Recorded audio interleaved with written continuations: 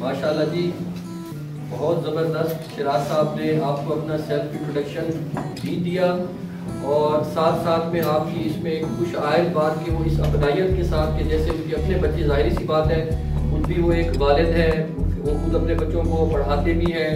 आपके तारुफ में मैं थोड़ी सी एक बात यहाँ पे ये कहना भूल गया कि आप किसी दौर में एजुकेशनिस्ट भी रहे हैं, तो तालीम से अभी तक आपका शगफ है, साथ साथ में आप अपने बच्चों की एजुकेशन के साथ भी अटैच रहते हैं। तो इसी अपनायत से आपने अपने सेल्फ इंट्रोडक्शन के साथ साथ आपने इनकी काउंसलिंग की भी ढेरों सारी बातें थी वो भी साथ में कर दी, तो इस पर हम इंतहाई शुक्रगुजार हैं।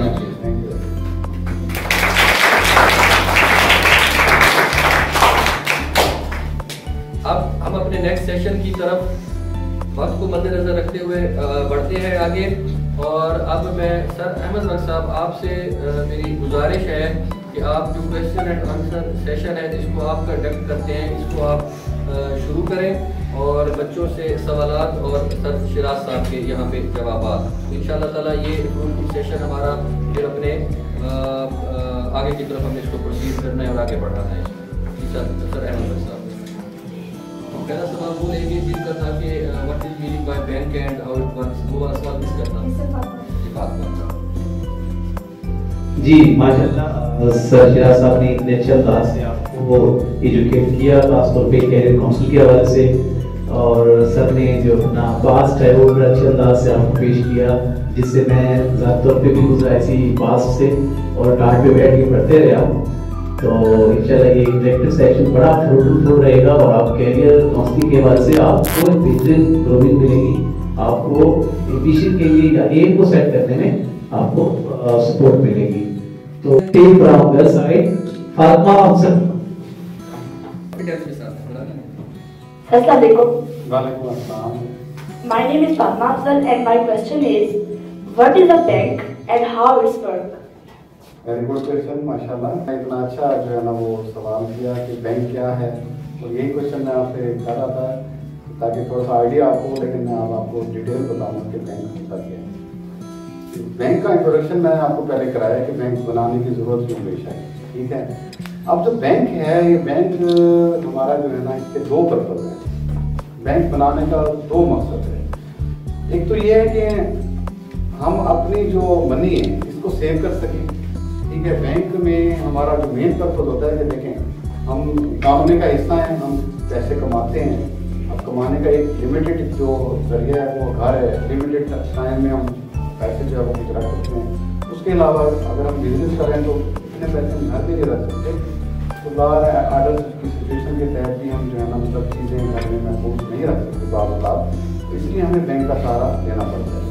तो बैंक जो है वो इसमें दो तरह के फंक्शन है। पहला फंक्शन तो ये है कि यही मनी, इसको हम कहते हैं डिपॉजिट साइड, इसको हम कहते हैं डिपॉजिट के बैंक में हम चीज़ें अकाउंट ओपन कराएंगे। अपना अकाउंट ओपनिंग का प्रोसीजर जो है ना वो डिटेल में हो जाएगा, ज़्यादा फिर मैं बता दूँगा आपको। लेकिन अकाउंट ओपनिंग के लिए आपको अपना अकाउंट मुख्तलिफ तरह से अकाउंट होते हैं। उसमें आपको एक अकाउंट तो ये होता है कि आपने पैसे जमा कराए हैं, उस पर आपको मुनाफा मिले, एक तो ये अकाउंट होता है। दूसरा अकाउंट ये होता है कि ये लुबे लुबा बता रहा हूँ, वैसे तो कई तरह के अकाउंट होते हैं लेकिन मैं आपको लुबे लुबा बता रहा हूँ कि दो तरह के अकाउंट होते हैं। एक अकाउंट होता है कि जिसमें आप अगर साल के 1 लाख जमा करा रहे हैं तो 1 महीने बाद आपको 1,05,000 या 6,000 मुनाफा मिले। दूसरा अकाउंट ये होता है जिसको कहते हैं करंट अकाउंट। करंट अकाउंट में ये होता है कि आप पैसे जमा करें सिर्फ महफूज करने के लिए, महफूज करें अपने पैसे, जब आपको ज़रूरत हो आप चेक बनाएंगे कि हम जो जिस तरीके से अपने पैसे निकलवाएं और अपने अकाउंट में लें, जब आपका एक्स्ट्रा हो जाए फिर आप बैंक में रख दें। ये तो इसका है पहला पर्पज। दूसरा पर्पज ये है कि बैंक आपको एक बंदा है उसका कारोबार बैठ गया है, उसका एग्रीकल्चर, उसका ज़मीन है वो बैठ गई है, उसके पास पैसे नहीं है बिजनेस करने को, तो गुजारिश थी कि वो किसी से उधार ले। लेकिन माशरे का हिस्सा तो हम हैं, अपनी ग्रोइंग तो करनी है, अपना हमने अर्निंग तो करनी है ना, हम कैसे करें। बैंक का एक ये भी बहुत बड़ा रोल होता है कि बैंक उस पर उसको लोन देता है, कर्जा देता है।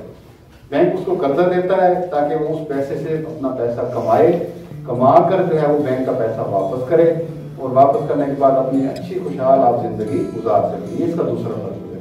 अब सवाल ये होता है कि बैंक के पास पैसे कहाँ से है कि वो कर्जा दे, तो ये भी थोड़ा सा आपको इंट्रोडक्शन करा दूँ। बैंक आप ही के पैसे यूटिलाइज करता है। मसलन आप 10 लोगों के पैसे 1 लाख रुपए आपका, मिसाल से आपको समझा रहा हूँ थोड़ा सा, 1 लाख रुपए आपने बैंक में रखे हैं।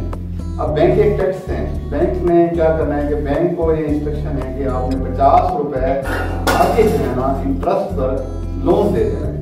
50 आपने बैंक में ही रखना है कि हो सकता है कि अहमद का पैसा है या जिसका पैसा है वो वापस उसे चाहिए हो, तो उस 50 में से हम उसकी जरूरत पूरी कर सकें। जो 50 रुपए है उस पर हम आगे लोन दे देंगे। अब जब लोन देंगे तो लोन जो लेगा उसको अर्निंग करेगा ना, अर्निंग करके वो कमा के बैंक को इंटरेस्ट के साथ वो वापस करेगा। जब बैंक वहां से, अब जिसने पैसे जमा कराए थे हम उसको इंटरेस्ट दे रहे हैं 4% मसलन, और जिसको हम लोन दे रहे हैं वहां हम उससे ले रहे हैं 10%, तो बैंक ने कितना परसेंट मुनाफा कमाया? 6% कमाया ना, कि हम आपसे पैसे लेके आपको 4% दे रहे हैं ना।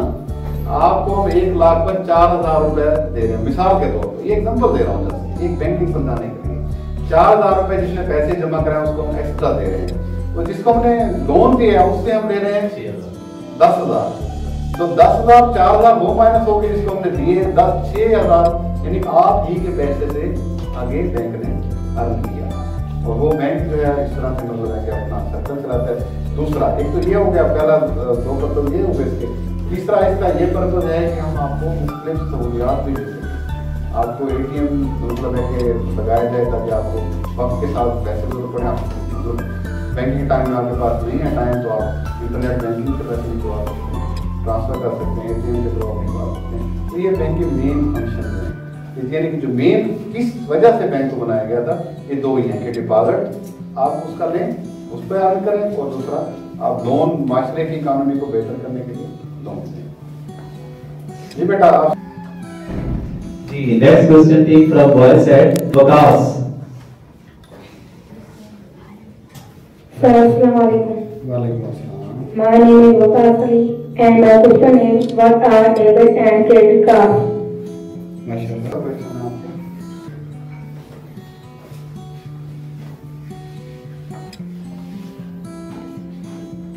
जी माशाल्लाह बहुत अच्छा क्वेश्चन है। देखें, डेबिट एंड क्रेडिट कार्ड, आपने ATM का नाम सुना है कभी?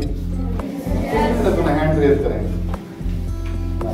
ये कार्ड ही होते हैं दोनों, डेबिट कार्ड भी और क्रेडिट कार्ड भी, दोनों होते कार्ड की तरह से, ATM की तरह।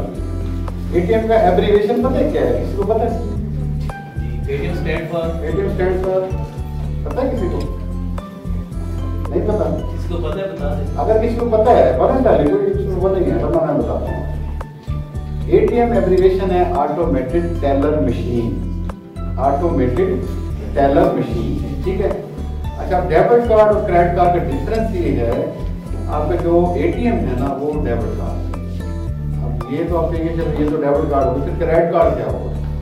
होता वो भी कार्ड है, उसमें ये है कि ATM है ना, आपने अपना पैसा बैंक में रखा हुआ है, आपने सेविंग अकाउंट खुलाया हुआ है, करंट अकाउंट खुलाया है, डिपॉजिट आपका है, तो आपको उस अकाउंट के अगेंस्ट से कार्ड इशू कर दिया जाएगा। आप अपने पैसे हैं उस कार्ड के थ्रू जब मर्जी चाहें निकलवा सकते हैं, ठीक है। आप उस कार्ड के थ्रू अपने पैसे जो निकलवाएंगे वो क्या कहलाएगा? ATM कार्ड, ठीक है। दूसरा है क्रेडिट कार्ड। क्रेडिट कार्ड में ये होता है कि बंदे की वर्थ देखी जाती है, वर्थ देखी जाती है कि मगर जैसे मैं हूँ, मेरी सैलरी अगर 1 लाख रुपए है, तो बैंक उस पर वर्किंग करेगा और उसे कहेगा कि आप क्रेडिट कार्ड बनवा लें। क्रेडिट कार्ड में आपका अपना पैसा नहीं होगा, बैंक देगा आपको, यानी कह रहे हैं कि लोन देगा।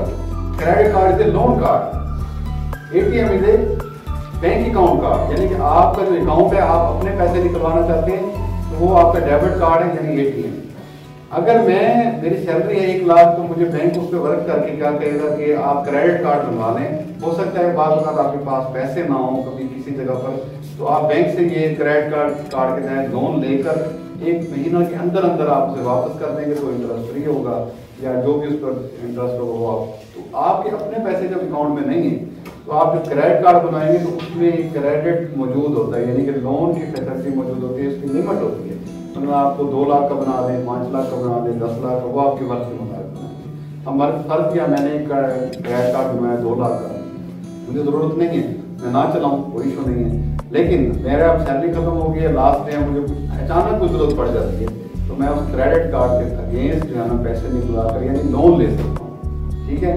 तो इसको हम कहेंगे क्रेडिट कार्ड। और अगर आप मेरे अपने पैसे मौजूद हैं तो हम उसमें से से पैसे निकलवा रहे हैं वो डेबिट कार्ड है। तो ये इसका मेजर डिफरेंस है कि हम लोन और अपने पैसे को अप्लाई कर सकते हैं सेम कार्ड से, ये debit. Okay, next question came from the side, Kuratullah. Sir, Assalamualaikum. My name is Kuratullah and my question is, what is the difference between current account and saving account? Excellent.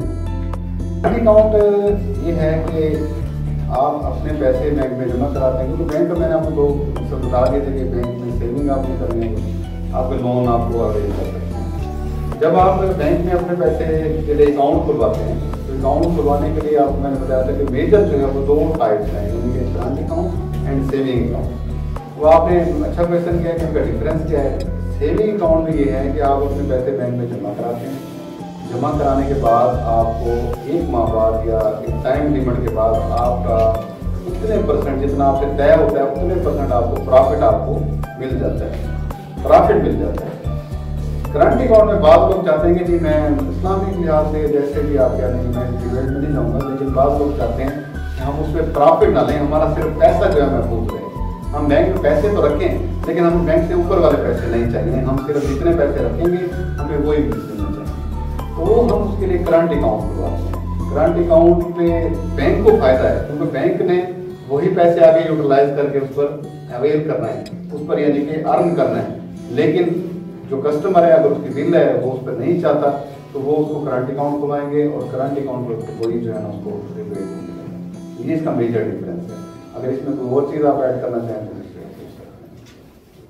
जी एक और question लेते हैं, सीरत Fatima. Sir, Assalamualaikum. वालेकुम अस्सलाम। Sir, my name is Sirat Fatma and my question is, sir, what is the difference between a conventional bank and an Islamic bank? पहले सिर्फ commercial banking होती थी जब हमने ज्वाइन किया था, तो ये बहुत अच्छा क्वेश्चन है कि इसमें क्या है। कमर्शियल बैंकिंग और इस्लामिक बैंकिंग में जो मेजर जो डिफरेंस है ना, मैंने आपको बताया था कि कमर्शियल बैंकिंग में हम जो पैसे जमा कराते हैं उस पर सेविंग अकाउंट मैंने बताया था आपको प्रॉफिट चलता है, बोला है ना। तो बैंक उसमें एक तय कर देता है कि आपने अगर 1 लाख रुपए जमा कराए तो आपको 15.5 या 16 या 17% हम 1 माह बाद आपको वो पैसे यानी कि अर्न कराएंगे, ठीक है। तो इस्लामिक बैंकिंग है उसमें कोई चीज़ तय नहीं होती। उसमें ये होता है कि अगर आप 1 लाख रुपए जमा करा रहे हैं तो जमा कराने के बाद बैंक आपको कहेगा ये पैसे हम आपके यूटिलाइज करेंगे किसी बिजनेस में, उसमें से जो अर्न करेंगे वो उसमें से कितना शेयर आपको देंगे, बाकी बैंक रखेगा। यानी कोई चीज़ तय नहीं होगी कि मैं जो है ना मतलब पैसे जमा करा रहा हूँ तो 15 पॉइंट मिल जाएंगे, 16 पॉइंट, तय नहीं होगा। इस्लामिक बैंक का इसमें कहते हैं रिबा फ्री बैंकिंग, यानी कि बिला इंटरेस्ट बिला सूद जिसे आते हैं, ठीक है। इसमें ये कंसेप्ट है कि लोग इस पर देखा हमारे मुफ्तियान ने हमारे फतवे दिए हैं कि इसमें कोई जो है ना वो सूद नहीं, डिबेट नहीं करूँगा, मतलब बताना आपको चाहूँगा कि है क्या। जो हमारा कन्वेंशनल बैंकिंग है उसमें रेट तय है, इसके रेट तय है कि फ्लाइंग अकाउंट पर इतने परसेंट इतने परसेंट। और जो इस्लामिक बैंकिंग है उसी तरह से, लेकिन उसमें जो आप अकाउंट खुलवा रहे हैं, जो पैसे जमा करा रहे हैं, बैंक आपसे ये तय करेगा कि ये पैसे मैं यूटिलाइज करूँगा बिजनेस में जो अर्न करूँगा वो इतने यानी कि इतना शेयर आपको दूंगा, बाकी मैं दूंगा। अब आपको कोई पता कि बिजनेस में कितना मुनाफा होगा, ये तो कोई जज नहीं कर सकता ना। जब वो जज होगा जब मंथ एंड पर तो ये हमारे इस्लामिक बैंक। तो ये मेन डिफरेंस है कि इसमें इंटरेस्ट नहीं है, आपको जो है ना यूटिलाइजेशन का प्रॉफिट है वो मिलता है, तय नहीं है कितना है, लेकिन कन्वेंशनल में तय है कि आपको इतना मिलेगा। वो इसलिए तय है कि वही हम यूटिलाइज करते हैं आगे, और उससे हम उसी मार्जिन पर जो है ना मैंने आपको स्टार्ट में बता दिया। जी next question take from boy side, Mujab. Sir, Assalamualaikum. My name is Mujab and my question is, what's the role of National Bank of Pakistan in economy of Pakistan? कि हर मुल्क को चलाने के लिए किसी की जरूरत होती है, पैसों की जरूरत होती है ना। हम ये कहते हैं कि हमारे यहाँ, और इसका रिस्पॉन्सिबल कौन है? State bank of Pakistan. कि जितना हमारा मुल्क का पैसा है, जितना सर्कुलेशन में उनको पता है, पूरे मुल्क में कितना सर्कुलेट है उसे पता है, कितना उसके पास रिजर्व पड़े हैं। जैसे आप अक्सर मीडिया पे सुनते हैं कि हमारे स्टेट बैंक इतने रिजर्व रह गए, ये जो पैसा सर्कुलेशन में है या रिजर्व में है, ये हमारी इकोनॉमी है, ठीक है। अब हम कहते हैं कि हमारे पास से यहाँ से पैसा बाहर चला गया, तो इकोनॉमी में क्या होगा, लॉस हो गया ना, पैसा कम हो गया। इसलिए कहते हैं कि इकोनॉमी बढ़ाएं, इसके लिए हम IMF के जो भी कहीं बाहर से लोन लेके आते हैं, ताकि हमारे मुल्क में जब आएगा तो इकोनॉमी बेहतर होगी। अब तो ये तो हो गया कि इकोनॉमी का इंट्रोडक्शन, कि पैसा आया तो आपकी इकोनॉमी अच्छी होगी। अब इसमें नेशनल बैंक का क्या रोल है? नेशनल बैंक का बहुत अहम रोल है। नेशनल बैंक जो भी आदमी करेगा तो क्या होगा, उसमें 40% टैक्स की मददें गवर्नमेंट को पे करेंगे। और 40% मतलब हमारा जो लास्ट प्राइवेट था वो था 70 अरब रुपये। 70 अरब में से आप ये देखेंगे जब हम उसको गवर्नमेंट को देंगे तो वो सारा पैसा कहाँ आएगा, इकोनॉमी में आएगा ना, इकोनॉमी पूरी करेगी। दूसरा एक तो ये मेन जो मैंने आपको बताया नेशनल बैंक का रोल है। दूसरा रोल ये है कि हम अपने अरबों रुपए कर्ज की मददें छोटे दुकानदार जिसमें कहते हैं SME फाइनेंस और एग्रीकल्चर के जो छोटे जिम्मेदार हैं उनको हम देते हैं, ठीक है। अब उस जिम्मेदार के पास पैसा नहीं है कि फर्ज किया उसने आप गंदम लगाते हैं, बीज लगाने में, उसके पास तो पैसा नहीं है, थोड़ा पैसा है, तो क्या करेगा, बैंक आएगा ना, बैंक से वो लोन लेगा। जब वो गंदम लगाएगा तो उस पर फर्ज किया, मैं आपको मिसाल दे दूँ, 1 लाख का उसने लोन, सिंपल समझाने के लिए आपको, 1 लाख का उसने लोन लिया हमारे से, तो हमने उसे 1 लाख का लोन दे दिया। वो उसने क्या किया, फसल को उगाने के लिए 1 लाख का इस्तेमाल किया। अब उस 1 लाख पर उसने 1 लाख रुपए कमाया, बैंक को उसने वापस करना था 1,20,000 मिसाल के तौर पर, तो उसने 1,20,000 बैंक का वापस कर दिया, 80,000 उसको प्रॉफिट हुआ। वो प्रॉफिट कहाँ जाएगा, इकोनॉमी में आएगा ना। तो वो इकोनॉमी हमारी, जब हम 1 लाख अपने एग्जाम्पल दे रहे हो, तो हम डिफरेंट कैटेगरी के लोगों को डिफरेंट लोन देंगे। नेशनल बैंक एक वाइटल रोल है और मेजर शेयर है इसका हमारी इकोनॉमी में। हम जब लोन देते हैं उससे हमारी अर्निंग होती है, इकोनॉमी बूस्ट करती है, लोगों को रहन सहन वो भी बढ़ जाता है। जब देखिए आपके पास गंदम के पैसे नहीं है, आप जब गंदम लगाएंगे नहीं तो फिर अपनी कह लें कि अपने अखराजात कैसे फिलअप करेगा, फार्मर नहीं कर सकता। तो जब अखराजात फिल हो गए तो समझ आपकी इकोनॉमी स्टेबल। इसमें एक और आंसर भी आता है जिसे हम कहते हैं कि रिलैक्सेंट है या इनफ्लो कम हो गया, लेकिन वो बैंक जो है ना पूरा करके इनफ्लो का बढ़ा देता है। ये हमारा मेजर रोल है। जी, next question is from west side, Aila Shiraz. Sir, Assalamualaikum. वालेकुम अस्सलाम। Sir, my name is Ailisha and my question is why did you choose this profession? I am feeling proud that is my own child और मैं उससे कल थोड़ा सा जो है कन्वर्सेशन कर रहा था कि बेटा आपने जो क्वेश्चन करना है मुझे बताएं, और इसने मुझे डिस्क्लोज नहीं किया। दोबारा मुझे बड़ी खुशी हो रही है कि अच्छा जो है ना जैसे स्कूल की सारी जो है वो काफ़ी सारे स्कूल की है, मेरे इसमें कोई किरदार नहीं है, माशाल्लाह अच्छी ग्रूमिंग है। जी बिल्कुल, आपने बेटा अच्छा क्वेश्चन किया कि मैंने ये प्रोफेशन चूज किया। इसको मैंने थोड़ा सा आपको पहले भी करा दिया कि मैं बैंकिंग सेक्टर को मेरी विश नहीं थी कि मैं इसे चूज़ करूँ, क्योंकि मैं कैरियर पाथ जो है वो थोड़ा सा डेविएट था। प्रोफेशनल डिग्री मैंने कर ली थी, तो मेरे पेरेंट्स की विश तो ये थी कि मैं अच्छा इंसान बनूँ, और कोशिश करते हैं कि अल्लाह ताला सबको अच्छा इंसान बनाए। ये सारे बाकी जो जितने भी जरिए हैं ये सारे रिस्क के जरिए हैं। अल्लाह ताला ने आपको मुख्तलिफ प्रोफेशन में डालकर रिस्क तो देना है। जितनी आप अपनी स्ट्रगल करेंगे उतना अच्छा आपको रिस्क मिलेगा, जितना आप अच्छा लोगों से मतलब है कि अच्छा वो सोशल रहेंगे अल्लाह ताला आप उतनी कामयाब मिलेगा। तो प्रोफेशन के लिहाज से जो जब मेरा तो प्रोफेशन ये था कि मैं टीचिंग को ज्वाइन करता, टीचिंग मेरा एक विश थी लेकिन मैं नहीं कर सका। तो दूसरी विश यही हुई कि मैं ऐसी जगह ज्वाइन करूँ जहाँ मैं लोगों की खिदमत कर सकूँ। ये मेरी एक अंदर की विश थी कि अगर मैं ये नहीं ज्वाइन कर सका तो कम से कम मुझे ये ज़रूर हो कि मैं पब्लिक प्लेस पर अच्छी जगह पर हूँ, ताकि मैं एक अथॉरिटी के तहत लोगों को जो है ना मतलब कि अच्छा फैसिलिटेट कर सकूँ। और अल्हम्दुलिल्लाह मैं आज फख्र महसूस करता हूँ कि मैं डिस्क्लोज नहीं करना चाहता, लेकिन मैं कोशिश करता हूँ कि मैं लोगों को डोर स्टेप पे अगर तो बुजुर्ग हैं कुछ हैं तो अगर डोर स्टेप पे मैं उनको सहूलत देना चाहूँ तो मैं कोशिश करता हूँ कि वो उनमें आ ना समझूँ, उनको जाकर जो है ना मैं फैसिलिटेट करूँ। ये जी मेरा प्रोफेशन है। जी, दूसरा सवाल हम लेंगे बॉयज सेक्शन से, हैदर इरशाद।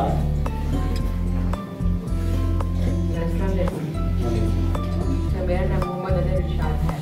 मेरा सवाल ये है कि मार्केट में अक्सर जाली नोट गर्दिश कर रहे होते हैं। जाली नोट का तदारुक कैसे होगा और जाली नोट की पहचान कैसे होती है? अच्छे लोग भी होते हैं, बुरे लोग भी होते हैं। ये तो एक हमारे हिस्सा है माशरे का। माशरे में हर इंसान एक जैसा नहीं होता। कुछ नासूर लोग भी होते हैं, कुछ मजबूरी के तहत होती हैं, जो भी हैं जैसे भी आते हैं। तो वो एक मतलब एक गलत किस्म का जो वो कह रहे हैं वर्क करते हैं। जाली नोट देखें, आपकी हर चीज़ जो है वो असल की नकल बनी होती है। आपने देखा होगा कि कुछ चीज़ें भी ऐसी होती हैं उन जैसी बना देते हैं, लेकिन होती वो नहीं है।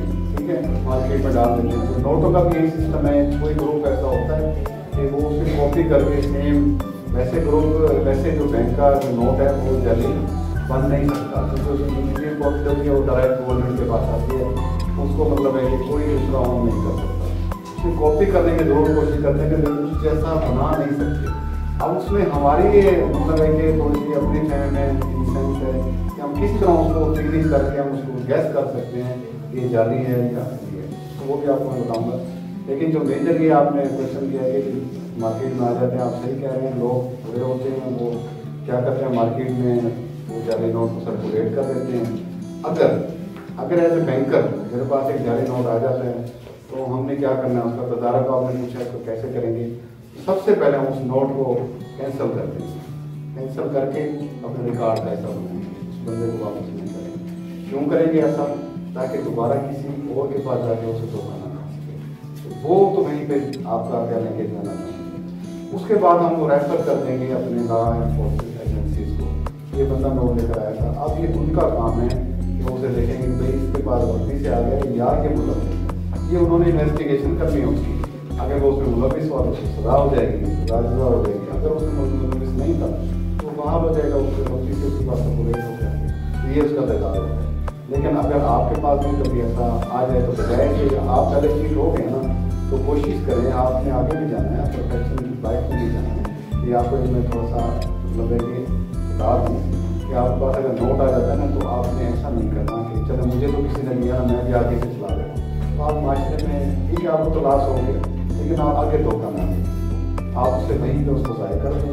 देखिए, अगर आप जाते हैं बैंक आपको पकड़ लेते हैं कि आप जाली नोट लेकर हैं, मामला तो जिस तक चला गया ना, उसमें क्या होगा, आपके रिपोर्ट खराब होगी, आपकी इज्जत तो फर्क आएगा। इससे बेहतर है कि जो लॉस आपको जो जाली नोट की मद में आपको मिल गया है, आप उसे वहीं पर डिस्पोज आप कर दें, उसको आगे मत लेकर जाएँ, ताकि कोई मजीद धोखा उससे ना मिला। ठीक है, ये मेरी एडवाइस थी आपको और आपने इसको रोकना। मैक्सिमम सवाल जी। नेक्स्ट क्वेश्चन जो हम लेंगे वो गलत साइड से लेंगे, हमना सईद। सर अस्सलाम वालेकुम। Sir my name is Hamna Saeed. Sir note पर लिखा होता है हामिल हाज़ा मुतालबा पर अदा करेगा, इसका क्या मतलब है? माशाअल्लाह से बात पता चला था ये क्यों लिखा होता है। ये बड़ा इंटरेस्टिंग ऐसे है कि जब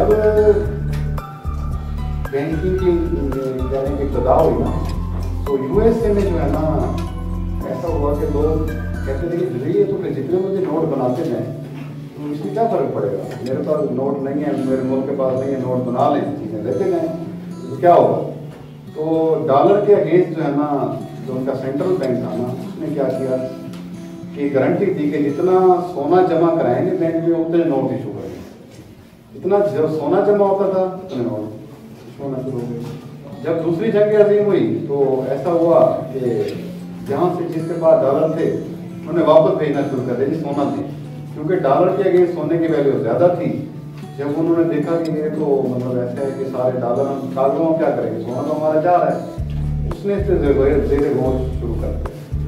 तो उसने क्या किया कि उस चीज़ को छोड़ दिया। अब मैं सिर्फ वो तो समझाने के लिए, तो पाकिस्तानी नोट पर हर नोट पर आपका 10 से लेकर 5,000 के नोट पर ये लिखा होता है। स्टार्ट में तो ये कंसेप्ट था कि जी जितना ही, जो मैं आपको पहले बताया कि जितना सोना मौजूद होगा उतना स्टेट बैंक नोट इशू करेगा। अगर मेरे नोट पर लिखा है कि जी हामिल हज़ार को मुतालबा पर अदा करेगा, तो मैं स्टेट बैंक लेकर पहुंच जाता हूँ, तो स्टेट बैंक मुझे उतना सोना देगी।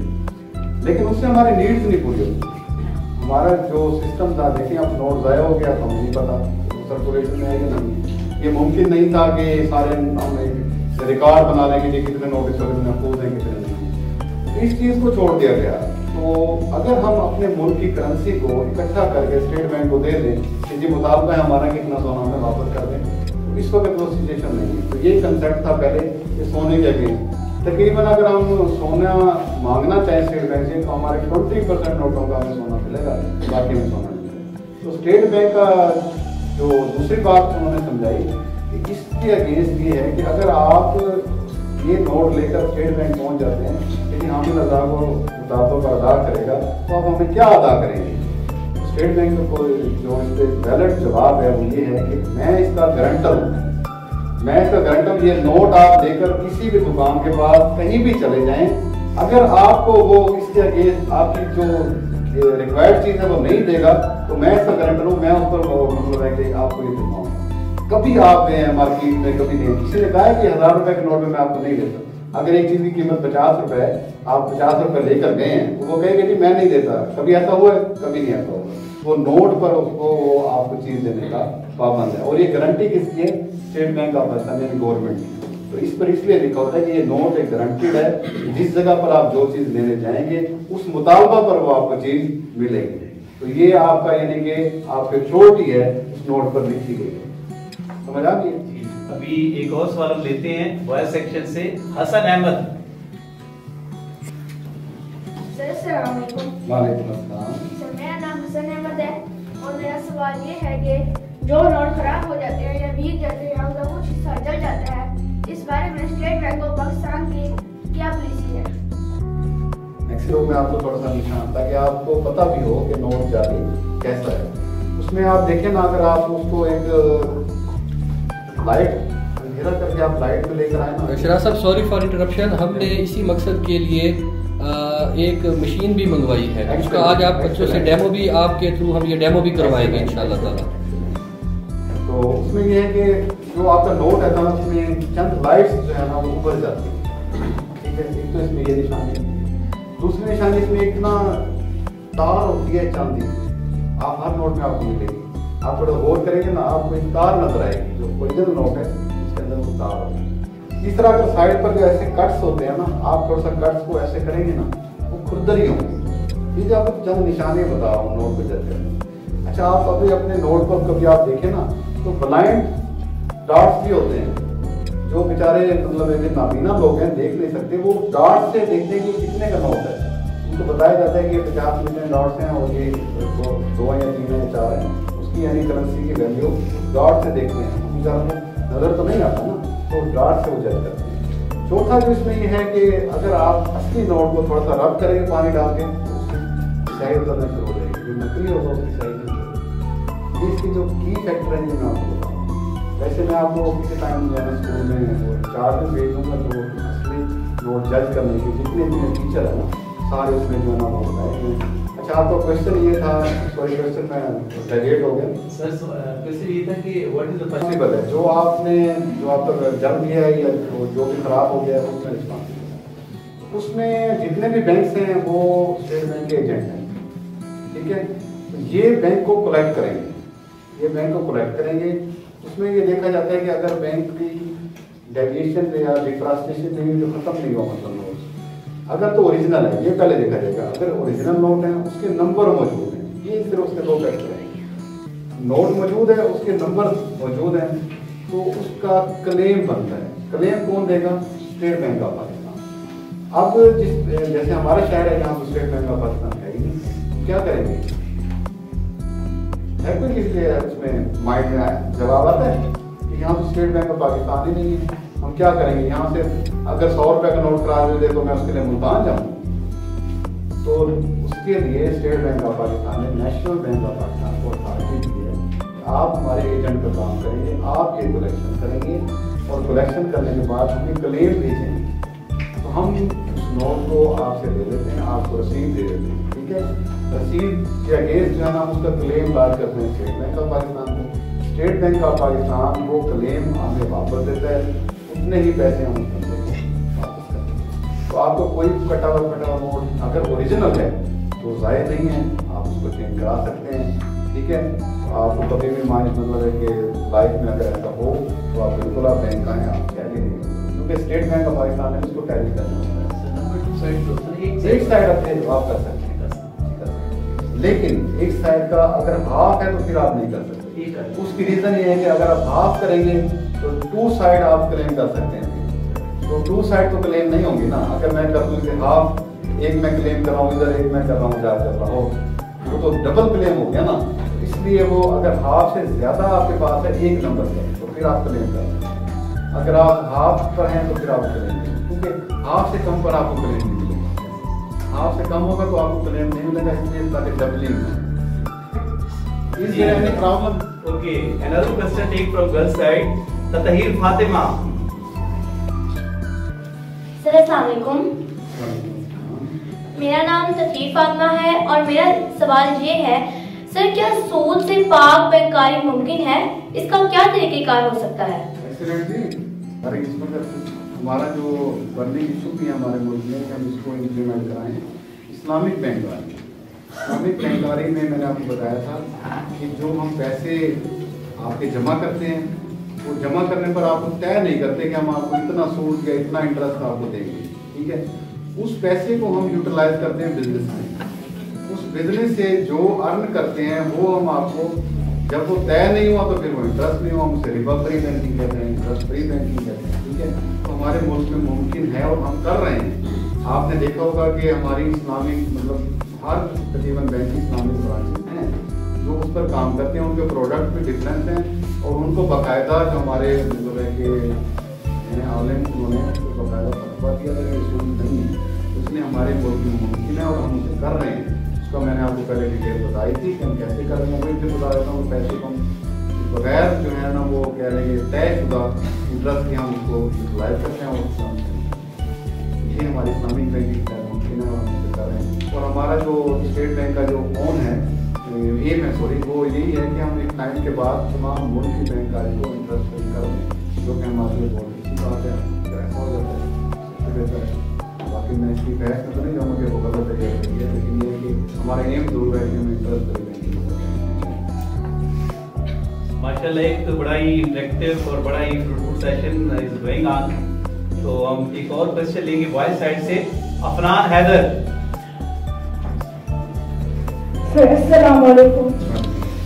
सर मेरा नाम मोहम्मद अफनान है और मेरा सवाल ये है कि सर आप इस ओहदे पर कब से हैं और आप इस ब्रांच में कौन सी तब्दीलियां लाए हैं?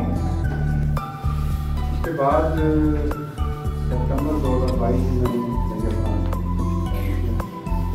जब मैं लैया ब्रांच में एज ए मैनेजर काम स्टार्ट किया, जितने मेरे दोस्त थे या जितने भी साथी थे या कस्टमर थे, उनका एक ही क्वेश्चन होता था कि आपकी ब्रांच जो है ना बड़ी पुरानी और बड़ी ओल्ड और शेवी मैनर में आप इसका बैठे हैं। तो ये अल्हम्दुलिल्लाह मैंने उस पर अपने सीनियर के साथ मैंने कोऑर्डिनेशन किया और अल्हम्दुलिल्लाह आप इस वक्त आप ब्रांच हमारी आकर देखें तो आपको ऐसे लगेगा कि भैया नहीं जैसी ब्रांच नहीं, हमने उस पर काम किया, रेनोवेट की, अल्हम्दुलिल्लाह बहुत अच्छी हमने जो है वो, ये मैं कहता हूँ मुझे हमारी बहुत बड़ी अचीवमेंट है कि शायद मेरे यहाँ से ये जो है ना मुझे बहुत हमारे जो है उसको बेहतर से बेहतर मज़ीद हम आगे की तरफ मज़ीद बेहतरी लाने की कोशिश करेंगे, सर्विस भी बेहतर करें। आप लास्ट टाइम हमने यहाँ पे आपके स्टाफ के जो है ना खुद डोर स्टेप पर गाँव खोले, इसी तब्दीली को नेशनल बैंक में चीज़ पहले नहीं होती थी, हम इस चीज़ को लाए और मज़ीद एडवांसमेंट की तरफ जा रहे हैं ताकि एक जो है लोगों को आपको मतलब सेटिस्फेक्शन वाला मिले, ना कि जो है वो दूरी की तरफ जाए। हमारे बैंक का जो अगर थोड़ा सा इसने वो किया है तो हम उसको बेहतर की तरफ जा रहे हैं और हम उसमें बेहतरी लाने की पूरी कोशिश कर रहे हैं। आगे भी हमारा रुझान है कि इसमें मज़ीद एडवांसमेंट जी, क्वेश्चन आंसर सेशन को कंटिन्यू करते हुए एक और सवाल मैं लेता हूँ, वजिया अली। सर अस्सलाम वालेकुम। Sir, my name is Wajia Ali and my question is, sir, please tell us, is bank safe for money deposit?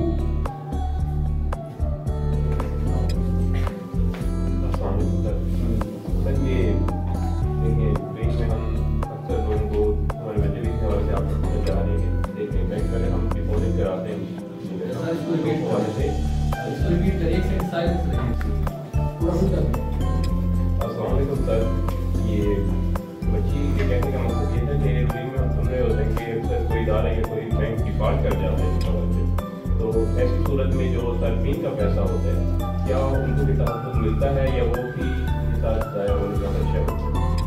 ये इसमें ये है कि जो बैंक में चलने वाला ऐसा वक्त ना लाए कि हमारे मुल्क में हमारे देश में उनको बैंक डिफॉल्ट, तो खबरें बाकी आती रही हैं कि जो बैंक हैं वो डिफॉल्ट कर दें, तो क्वेश्चन ये था कि कैसे जो है ना महसूस करें।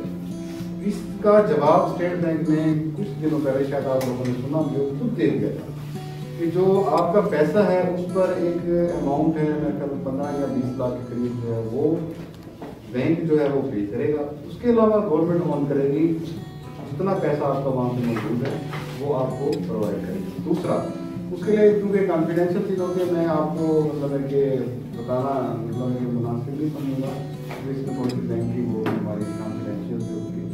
तो बैंक का आपका पैसा बिल्कुल सेफ होता है, चाहे वो आप ये समझ लें इंश्योरेंस की मदद में होता है, चाहे वो आप ये समझ लें कि लॉ एनफोर्समेंट एजेंसीज जो हैं वो उसको सेव करती हैं। मैं क्योंकि इसमें थोड़ी सी हमारी लर्नर है, मैं आपको बताना चाहूँगा, लेकिन आपको इतनी तसल्ली करवा देता हूँ कि आपके साथ बैंक का जो पैसा है बिल्कुल फुली सेफ है, उसमें कोई ऐसी वजह नहीं है। अगर बैंक क्रॉस होता भी है, बैंक लॉस होता भी है, तो आप उसको पूरा करें। चलिए इस सेशन को कंटिन्यू करते हुए एक और सवाल हम लेते हैं नुमान फारिस। सर अस्सलाम वालेकुम। सर मेरा नाम नुमान फारिस है। सर मेरा सवाल ये है कि स्टूडेंट्स के लिए लोन पॉलिसी क्या है? ख़ुसूसन आपसे रिलेटेड क्वेश्चन है। इसमें आपको फ्यूचर में देखें, आपने आगे जाना है, आगे बढ़ना है, यूनिवर्सिटीज में जाना है, कॉलेज में जाना है, तो आपको इस चीज़ की जरूरत पेश आएगी। लेकिन हर बच्चा या 5 उंगलियां बराबर नहीं होती। आप में ऐसे शाइनिंग स्टार भी हैं जो मतलब कि आप कह रहे हैं कि स्कॉलरशिप पर ही एजुकेशन हासिल करेंगे। ये तो दुआ है कि आप सब लोग स्कॉलरशिप पर एजुकेशन हासिल करें, लेकिन आपके शाइनिंग स्टार जरूर से अवेल करिए। उन्होंने कहा है कि नेशनल बैंक में या बैंकिंग सेक्टर में कौन सा ऐसा जो सोर्स है जो स्टूडेंट लोन पॉलिसी आपको दे। तो हमारा एक जॉइंट वेंचर है बैंक का, ठीक है, तमाम बैंक ने नेशनल बैंक के साथ जॉइंट वेंचर किया हुआ है। उसमें हम टॉप यूनिवर्सिटीज़ और कॉलेजेस के लोगों को 1% पर स्कॉलरशिप या लोन ग्रांट करते हैं। साल में 2 बार का उसकी ओपनिंग होती है, बाकायदा उसकी बार एडवर्टाइजमेंट होती है। एडवर्टाइजमेंट के बाद अप्लाई करते हैं, अगर अप्लाई करने पर आप उसके मैार पर पूरा होते हैं तो आपको लोन ग्रांट कर दिया जाता है। उसका ये होता है कि जो आप में से मजीद जिंदगी जब आप मजीद तरक्की करके अपने प्रोफेशन में परवान चढ़ जाते हैं, आपके पास माशाल्लाह आप अर्न कर जाते हैं, तो वो आप उसी पैसे को कोशिश करें, अगर आप अवेल करें तो उस पैसे को आप वापस करें। क्योंकि देखें आपने उस मुश्किल वक्त में पढ़ा, आपके काम आया, तो वही पैसा आगे किसी और के काम आना है। जब आप अर्न करना शुरू कर दें, बेहतर की तरफ आना शुरू कर दें, तो आप वो बैंक को वापस कर दें ताकि किसी और स्टूडेंट को वो अवेल कराकर उसकी फैसिलिटी दे दी जा सके। तो आप अवेल कर सकते हैं, साल में 2 मरतबा उसकी एडवर्टाइजमेंट देते हैं। स्कूल लेवल पर तो नहीं है, लेकिन कॉलेजेस और यूनिवर्सिटी लेवल पर। जी another question take from girl side, हमारे पास है मिनाल Fatima. Sir, Assalamualaikum. Sir, my name is Minal Fatima and my question is, sir, what is the product of National Bank of Pakistan and how a customer can reach to avail it? Saving या current account हमारा product है। इसके अलावा हम loan आपको देते हैं, उसमें फार्मर के लिए अलग लोन है, SME के छोटे दुकानदारों के लिए अलग लोन है, SME का नाम से ठीक है। ATM कार्ड इज हमारा एक प्रोडक्ट है, ठीक है। इसके अलावा आपकी होम रेमिटेंस, आपके जो यानी कि पेरेंट्स अगर कोई गैर मुल्क गया है, ठीक है, वो वहाँ से पैसे हमारे बैंकिंग के थ्रू लोगों को चैनलाइज कर सकता है, हम कहते हैं होम रेमिटेंस, ठीक है। सोलर प्रोजेक्ट हमारा एक लोन है, वो भी हमारा प्रोडक्ट है। और इसके अलावा आपकी जो इंटरनेट बैंकिंग है, मोबाइल बैंकिंग है, ऐप है, डिजिटल या नाफा तूफान इन्वेस्टमेंट है, ये हमारा प्रोडक्ट है। बहुत अच्छे प्रोडक्ट्स हैं, उसको आप अवेल कैसे कर सकते हैं? डायरेक्टली आप हमारे चैनल पे आकर हमसे पूछ सकते हैं, डिटेल हम आपको बता देंगे, मतलब या फिर जो है आप अवेल कर सकते हैं इंटरनेट पर भी। हमारी नेशनल बैंक साइट पर आपको प्रोडक्ट डिटेल सारी समझ आएगी, हर एक की बाकायदा डिटेल है, आप उसे पढ़ें। आप इसे इंटरनेट चलाना जानते हैं ना बच्चे? मोबाइल बैंकिंग का पता है? अभी मैंने आपको बताई है, तो चीज़ समझ नहीं है तो आप मुझसे दोबारा पूछ सकते हैं, ठीक है।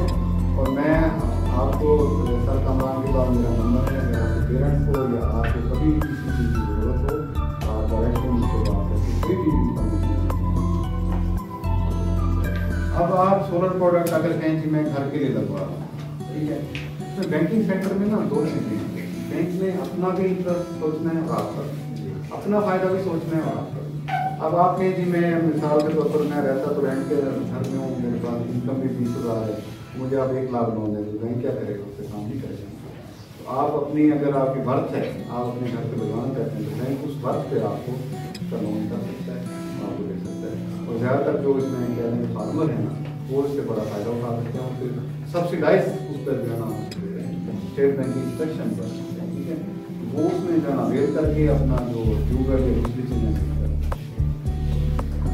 जी, another question take from Boyd side, Qaim रजा।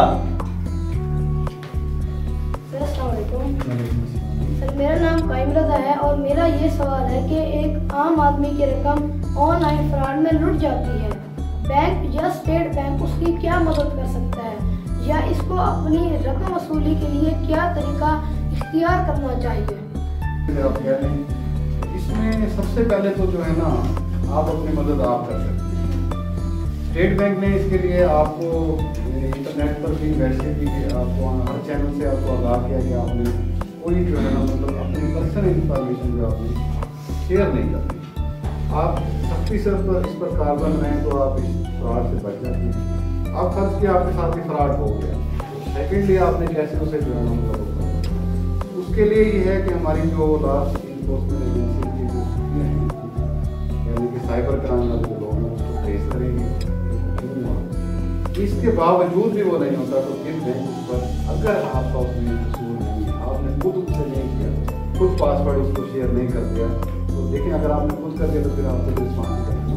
जब आपको उससे आगाह भी कर दिया है, हम भी कह रहे हैं, माशरा भी कह रहे हैं, हर तरह से आपको पता लग रहा है, उसके बावजूद आप सारी इन्फॉर्मेशन दे रहे हैं, तो सबसे पहले तो आप अपने मददगार आपने खुद अपने आप को सेव करना है, प्रोटेक्ट करना है। कतन कोई इन्फॉर्मेशन अपने अकाउंट की देना, शनाख्ती कार्ड नंबर, फ़ोन नंबर, ना वादा का नाम, ना किसी चीज़ का आपने हमेशा इसको सेव रखना है। अगर आपने अपना पासवर्ड दे दिया या दूसरी चीज़ें को शेयर कर दी, आपको इसके तरीके बहुत सारे हैं, मैं डिटेल में नहीं जाऊँगा किस तरह में फ्रॉड होते हैं, क्योंकि आपका सेक्शन ऐसा नहीं है, क्वेश्चन आती है। तो इसलिए आप पहले तो ये है कि आप अपने आप को खुद सेव रखें। अगर आपने अपने हाथों से उसके सारे बावजूद भी आपने कर दिए तो बैंक उसमें जस्टिफाई करे क्या इसमें इसका मतलब कि उसे इसको मिल सकता है, मिल जाएगा। अगर आपने खुद ही अपने हाथों से वो कर दिया फिर उसमें bank. Another question take from girl side, Amal Irfan. Sir अस्सलाम वालेकुम। सर मेरा नाम अमन इरफान है और मेरा सवाल आपसे ये है कि क्रेडिट कार्ड या डेबिट कार्ड के गुम होने की सूरत में हमें क्या करना चाहिए? इससे आपको मैं 2 तरीके बता देता हूँ। इससे पहले आप कार्ड को जब आप ATM पर जाएं इसको यूज़ करने के लिए, तो जो कहने के जो फ्रॉड लोग करते हैं ना, वो ATM पर ना इसकी जगह एक कोडिंग जो है ना वो फीचर लगा देते हैं। कोडिंग जब ये एक्चुअल कार्ड होता क्या है, पैसे आपको मशीन से मिलते कैसे हैं, थोड़ा सा बता दूँ फिर आपको बताऊँगा कि कैसे आप कार्ड के ऊपर आपने देखना एक पट्टी सी बनी होगी, इस पर एक कोडिंग होती है, ठीक है, IT लैंग्वेज से कोडिंग कहते हैं। और मशीन में डिकोडिंग जो है ना वो डिवाइस बनी होती है। जब आप कार्ड उसमें डालते हैं तो वो कोडिंग जो है कार्ड मशीन जो है उसे डिकोड करके आपके मैसेज को समझती है। जैसे आप उसे पासवर्ड देते हैं तो आपको वो डिकोड करने के बाद आपको कितने अमाउंट आपको रिक्वायर होते हैं वापस मिलता। अब जो फ्रॉड लोग करते हैं ना वो 2 तरह से करते हैं। मशीन में क्या करते हैं, कोडिंग मैसेज जो आपकी डिवाइस लगे होता है सेम वैसी डिवाइस लगा देते हैं उसके नीचे, और एक छोटा सा कैमरा लगा देते हैं, पेन कैमरा। अब जब कोडिंग डिवाइस आप लगाएंगे तो वो सारा करने के बाद जो है ना वो बाहर बैठ जाते हैं, सारा दिन एक्टिविटी देखते रहते हैं, जितने कार्ड यूज़ होते हैं वो कोडिंग सारी उस पर जो है ना आती रहती है, उसके बाद सेव होती रहती है। कैमरा आपका लगा होता है, जो कार्ड यूज़ होता है आप उसको पासवर्ड लगा रहे होते हैं, वो पासवर्ड ही वहाँ से सेव करते हैं। तो फिर वो ये करते हैं बाहर जाकर किसी दूसरे कंट्री में बैठ कर उसकी कार्ड बना लेते हैं, उसी कोडिंग की कार्ड जो है ना आप यूज़ करते हैं, देख लेंगे जब उसके पास पासवर्ड भी आ गया, कोडिंग भी आ गई, बचा तो कुछ ना इस कार्ड में तो आपकी वैल्यू ना रही ना, तो वो मुफ्त जगह जिसके कार्ड में पैसे होते हैं वो उससे नहीं करवाते, ठीक है। अब आपके साथ क्या लेंगे गुम हो गया या फ्रॉड हो गया, तो आपने क्या करना है? उसके लिए पहले ये है कि हर बैंक का एक हेल्पलाइन नंबर होता है, ठीक है। आपने हेल्पलाइन पर कॉल करनी है और आपने अपने कार्ड को ब्लॉक कराना है। कार्ड ब्लॉक करने के बाद आपने दोबारा ATM अप्लाई करना है, जब डेबिट कार्ड अप्लाई करना है, चाहे वो आप हेल्पलाइन से करें, चाहे वो आप यहाँ जाकर करें। दोबारा नया कार्ड बनाना है, नया पासवर्ड उस पर लगाना है, नया कोड। जब कार्ड नहीं आ जाएगा तो कोडिंग नहीं आ जाएगी, तो वो आपका फुल सिस्टम हो जाएगा। लेकिन पहला काम आपने करना, अगर आपका कार्ड गुम हो गया, आपको शक है मेरा ये पासवर्ड है कोई चोरी ना कर गया, कर गया, तो आपने फौरन ही आपने जो है कॉल करनी है और ATM को ब्लॉक करना, वो विदिन सेकंड आपका ATM ब्लॉक।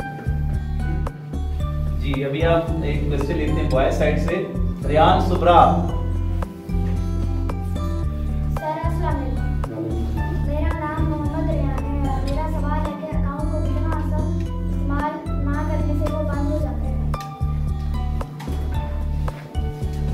एक्सीडेंट जी, अकाउंट देखें, अकाउंट आपका अपना पर्सनल यूजेज में है, और अकाउंट के लिए जो है ना, अगर एक आपका पेंशन अकाउंट है, तो पेंशन अकाउंट जो है ना वो हर 6 माह बाद, एक होता है बंद, बिल्कुल बंद होना, क्लोज, एक होता है आर्जी बंद होना।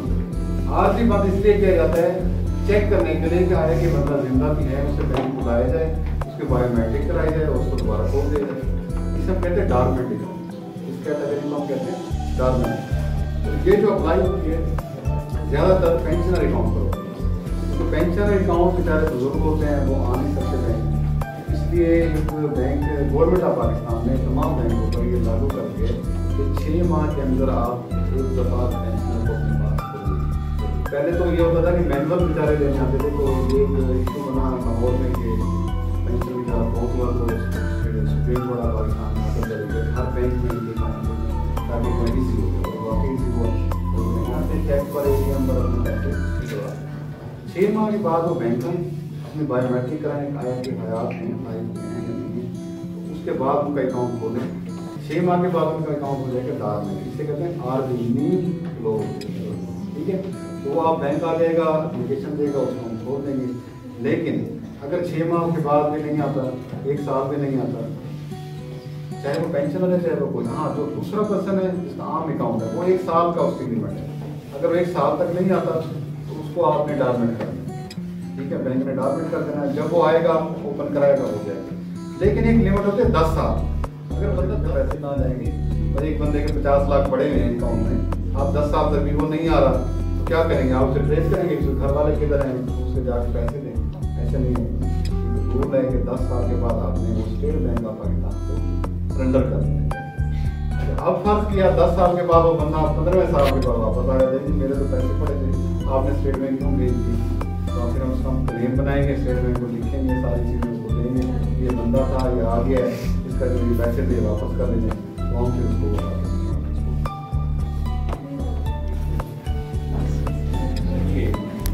हमारी बेटी के सवाल में उसके अलावा आपके नाम से ना कि हम देखिए इस्लामिक बैंकिंग जो होती है, इसमें पार्टिसिपेशन दारी में जब कारोबार करते हैं तो नफा और नुकसान दोनों में बराबर शरीक होते हैं। अगर फर्ज करें हमने 1 लाख रखवाया वहाँ पर, उसके बाद वो कारोबार में लाते हैं तो आया कि नुकसान आ जाता है, उनको पैसा तकरीबन डूब जाता है, तो फिर नुकसान हम कितने शरीक होंगे? मैंने आपको बताया कि जो अभी 1 लाख रुपये जमा करा रहे हैं, आप इसे इन्वेस्ट करें बिजनेस में। इसमें ये है कि प्रोपोर्शनेट होता है कि अगर आप प्रॉफिट हुआ तो मैं 30% मुझे बैंक देगा, उस प्रॉफिट का फिक्स नहीं हो रहा कि आप कितना प्रॉफिट मिलेगा। अगर आपको उसका प्रॉफिट मिलता है तो आपको वही प्रॉफिट आज मिल जाएगा। अगर आपको लॉस हो रहा है तो वो उतने ही परसेंटेज से आपको लॉस होगा, लेकिन वो लॉस की आपको डिटेल देंगे, ये उसका डॉक्यूमेंट प्रूफ है, इतना लॉस हुआ इसलिए आपको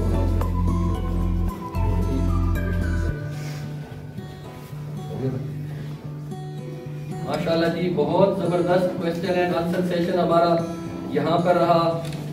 हम सर के इंतहाई शुक्रगुजार हैं कि जिन्होंने इंतहाई तंदा पेशानी से और आपके थका देने वाले सवालात का जवाब दिया। इस पे सर के लिए भरपूर जो है एक क्लैपिंग होगी।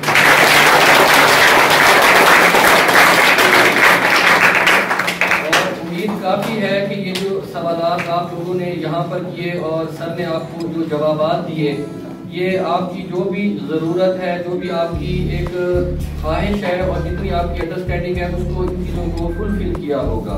अब हम अपने आखिरी सेगमेंट की तरफ बढ़ते हैं, जो इस आज के इस हाल में इस महफिल का जो लास्ट सेशन है वो है हमारा सेगमेंट है, वो हमारा है इसमें सर की तरफ से एक एड्रेस है, मोटिवेशनल एड्रेस है, जिसमें वो यहाँ आके जो एक कंक्लूजन है उनका आपसे मीटिंग के बाद वो यहाँ पे आके अपना और आपने अब अपने आप को ड्राइव कैसे करना है, अपनी आने वाली ज़िंदगी में, अपने फ्यूचर में, अपने प्रोफेशन को किस तर्ज पे आपने ड्राइव करना है, उस हवाले से इंशाअल्लाह ताला आपको गाइडलाइन मिलेगी। मैं दावा देता हूँ सर शिराज हुसैन अंजुम साहब को कि सर आप यहाँ पर तशरीफ लाएं और बच्चों से अपना खिताब करें। भाई खुशी इस बात की हो रही है कि आपने इतना अच्छा जो है ना क्वेश्चन आंसर सेशन अरेंज किया, और इससे मुझे लग रहा है कि आप लोग पुरजोश हैं और अपने कैरियर को आपको बनाने में आपका जो है ना आप उसमें फुल्ली अवेयर हैं, और इंशाल्लाह आगे जो है ना इसमें आगे की तरफ जाने की आपकी एडवांसमेंट की बहुत बड़ी विश है।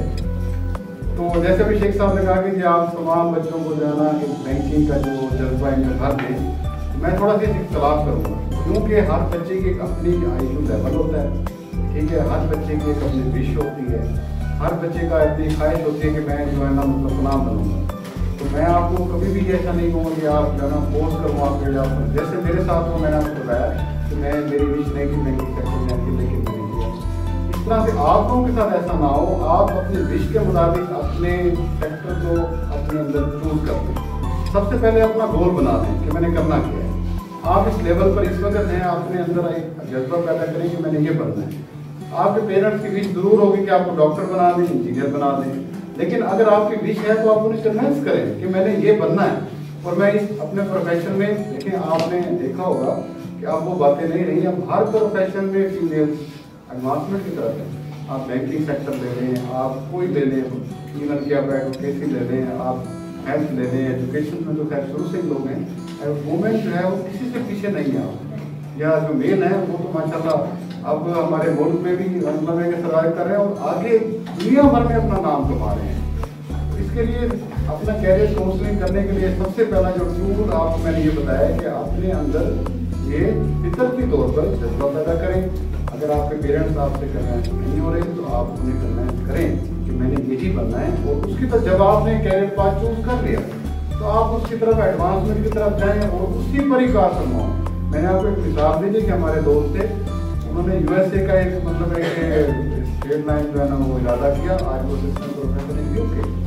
वो आप भी इसी तरह से अपना जो है ना कैरियर को आपको प्लान करें, और प्लान करने के बाद आप उस पर कार फरमाओ और चलते जाएं, और इंशाल्लाह जब आप साबित कदम होंगे अल्लाह ताला से आपको कामयाबी देगा और आपको आपके कैरियर की तरफ जरूर लेकर जाएगा। क्योंकि हम देखें एज ए मुस्लिम हमारा ये यकीन है कि अल्लाह ताला हमारा साथ देगा। आपने उस यकीन को समझते हुए आपने उस पर चलना है। अच्छा, आपने जब हम पढ़ते स्कूल में तो बाहर एक लोगो लगा होता था, यूनिटी फेथ एंड डिसिप्लिन। इसका आपको मैं थोड़ा सा इंट्रोडक्शन करा दूँ, आपने इस कैरियर को आपने अपने हाल करें। देखिए यूनाइटेड वुमेन हमारे जो मुस्लिम कंट्रीज हैं वो क्यों एडवांसमेंट की तरफ हैं, क्यों तरक्की कर रहे हैं, क्योंकि उनमें यूनिटी है। ठीक है, हम थोड़ा सा इसलिए मार खा रहे हैं कि हमारे अंदर यूनिटी। आप जिस फॉरम में भी हों, चाहे आप होम में हों, चाहे आप स्कूल में हों, चाहे आप प्रोफेशनल इदारे में हों, अपने अंदर जो है ना वो यूनिटी पैदा करें। जब आप यूनिटी पैदा करेंगे तो अब आप जो है ना, देखिए आपने शायद आपने अपने न्यूज़ स्टोरीज पढ़ी हो या ना पढ़ी हो, हमने जरूर पढ़ी थी लकड़ आने वाली, कि जब वो लकड़ियों को गट्ठा जो है वो इकट्ठा रखता था तो वो कोई उसे नहीं तोड़ पाता था, ब्रिटिश से थे तोड़ नहीं पाते थे। जैसे उन्होंने लड़ाई उन्होंने वो गट्ठा लहदा किया तो फौरन तोड़ देते थे, क्या था यूनिटी। ठीक है, इसलिए दूसरा चीज़ है जब आप अपने अंदर एक फेथ पैदा कर लें, अपने अंदर एक जज्बा पैदा कर लें, यकीन पैदा कर लें कि मैं कर लूँगा, तो फिर आप कामयाब होंगे। जब आप अंदर फेथ ही पैदा नहीं करेंगे, देखें अगर आपने एक कैरियर पाथ बना लिया कि मैं डॉक्टर बनूँगा, ठीक है, तो अपने अंदर फिर आप फेथ भी कॉन्फिडेंस रहें कि मैंने इस चीज़ को अवेल करना है और मैं करके रहूँगा। आप लाजमी नहीं स्टूडेंट लाइफ में भी, जब आप प्रोफेशनल लाइफ में भी जाएंगे तो आप उस फेथ को अपने अंदर ऐसे पकड़ लें कि आपने उस फेथ पर यकीन रखना है। जो काम आप करने जा रहे हैं तो आप ये नहीं कहना कि मैं इसे कर ही नहीं सकूंगा, ये मुमकिन नहीं है, ना नेवर। देखिए आप प्रोफेशन में चले गए, आप यहाँ से अपने प्रोफेशन में जाना है ना, तो आपको एक मुश्किल टास्क दे दिया जाता है, तो आप बॉस को ये थोड़ी कहेंगे कि मैं नहीं कर सकता। ठीक है, ये आपके कैरियर के लिए बहुत ज़रूरी है, अभी से आपको बताना है बहुत ज़रूरी है। जब आप कैरियर के आखिरी स्टेज पर जाएंगे तो आपको मुश्किल टास्क दे दिया जाता है, तो आप उसे ब्रेवली जो है ना एक्सेप्ट करें और यकीन अल्लाह पे करें। ठीक है, इंशाल्लाह आप उस काम को ज़रूर करेंगे, बल्कि बेहतर तरीके से करेंगे इंशाल्लाह। ठीक है, तो फेथ आपका जो है ना वो किस ज़रूरी है। तीसरी चीज़ है डिसिप्लिन। जिन कौमों के में डिसिप्लिन नहीं है वो कभी कामयाब नहीं। ठीक है, हमारे दूसरे के तरीके में क्यों कामयाब है? क्या हमसे अच्छे हैं? नहीं, हमारे पास उनसे ज़्यादा सोर्सेज हैं, लेकिन क्यों हम थोड़ा सा पीछे हैं? क्योंकि हमारे आप लोगों को लेसन देने का मकसद ये है कि आप अपनी लाइफ में डिसिप्लिन रखें, अपने पेरेंट्स के साथ डिसिप्लिन रखें, अपने स्कूल में अपने टीचर के साथ डिसिप्लिन रखें। तमाम जगहों पे जहाँ से भी आपको गुजरना है, आप डिसिप्लिन का हाथ ना छोड़ें।